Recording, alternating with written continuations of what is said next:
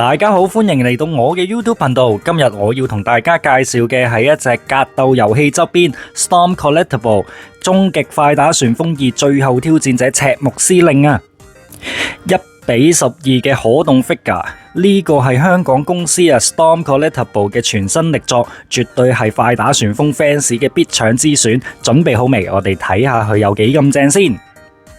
赤木司令係快打旋風2嘅經典反派，佢係一個潛在嘅獨裁者同埋自大狂，目標係用秘密集團去控制全世界。呢個1:12嘅 figure 完美還原咗佢終極快打旋風2最後挑戰者入面嘅造型，壯碩嘅身形同埋紅色嘅軍服，配上猙獰嘅面容氣場強到爆棚。雕工方面呢，真係好出色啊！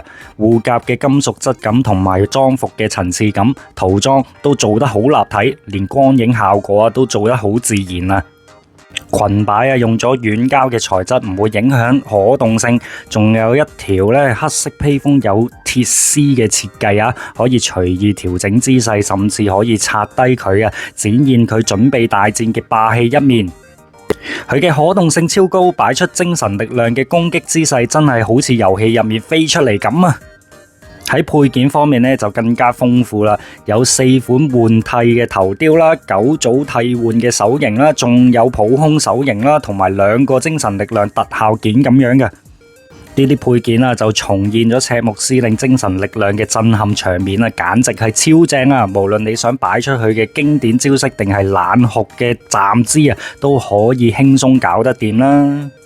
講到重點，價錢同發售日期，呢款赤木司令1:12比例嘅可動 figure 參考價就係$58，大約港幣660蚊左右啊。發售時間係2025年嘅第4季你預計10月到12月之間就會到貨噶啦。呢個價錢對於咁高質素嘅 figure 嚟講簡直係超值啊！fans 快啲要去 Storm Collectible 官方網站或者代理商嗰度訂購啦，唔好等賣晒先嚟後悔啊！如果你中意格鬥遊戲或者赤木司令呢個霸氣嘅角色千祈唔好錯過啦！最後記得 like、share 同埋訂閱我嘅頻道啦！我哋下次見啦，拜拜！